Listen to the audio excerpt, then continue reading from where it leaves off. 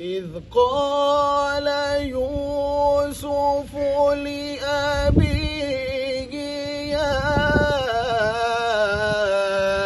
أبت إني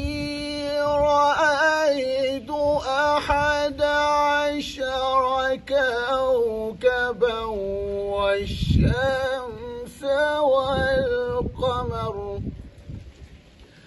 والشمس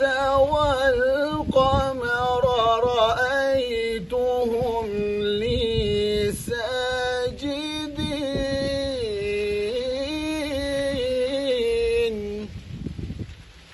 قال يا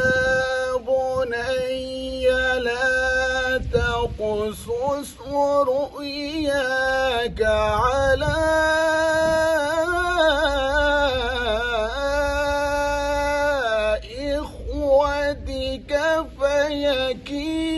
فيكيدوا لك كيدا